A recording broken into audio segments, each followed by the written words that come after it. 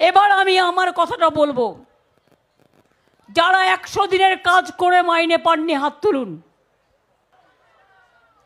কেন্দ্রীয় সরকার ভাবছে বাংলাকে ভাতে মারব। আমি আমার প্রথম পদক্ষেপ আজ বলে যাই, 21 লক্ষ মজদুরকে যাদের টাকা কেন্দ্রীয় সরকার দেয়নি, আগামী 21শে ফেব্রুয়ারি তাদের টাকা তাদের ব্যাংক অ্যাকাউন্টে চলে যাবে, রাজ্য সরকার দেবে।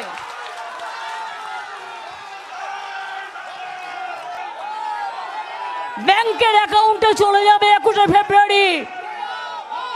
আর আবাসন 11 লক্ষ ক্লিয়ার করেও করেনি।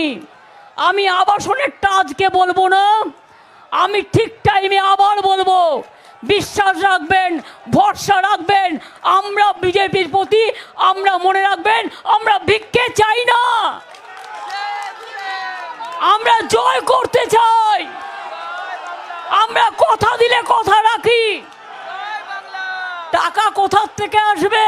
মানুষের টাকা, মাটির টাকা, মজুরির টাকা, কাজের টাকা।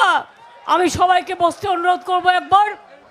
আমি তাই আপনাদের বলে গেলাম, গ্রামে গ্রামে বার্তা দিয়ে দিন। 21শে ফেব্রুয়ারি আমাদের যে 21 লক্ষ 100 দিনের কাজের কর্মচারীদের 3 বছর ধরে টাকা দেওয়া হয়নি, তাদের কাজের টাকাটা আমরা তাদের ব্যাংক অ্যাকাউন্টে পাঠিয়ে দেব।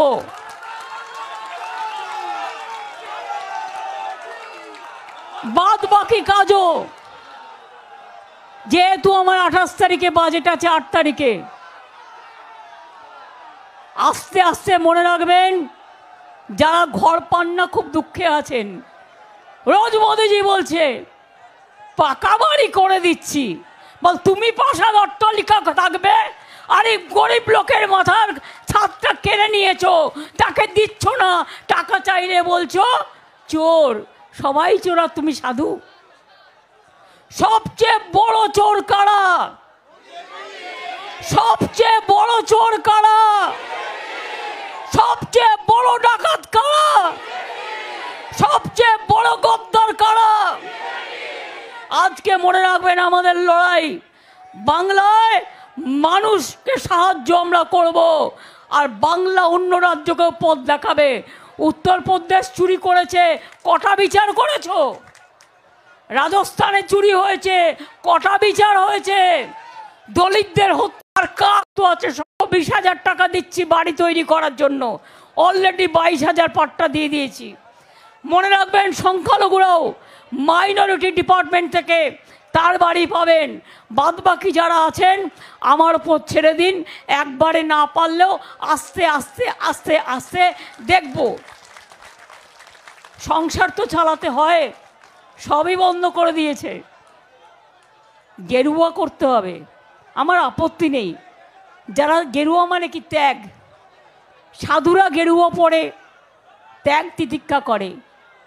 তোমরা কিসের জন্য বলবে আমায় পদ্ম ফুল লাগাতে হবে, আমায় গেরুয়া? এখন তো ঠাকুরকে পদ্ম ফুল দিতে গেলে ভয় লাগে, বিজেপির পার্টির সিম্বল করে দিয়েছে।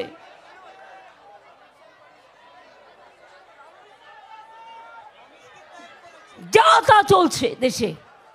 এই অবস্থায় আমি যোগেশ ভাইদের কথা বলবো, যোগেন্দ্র ভাইদের, আমার দিক থেকে কোনো আপত্তি নেই। আমি অল আউট খেলায় খেলবো, অল আউট।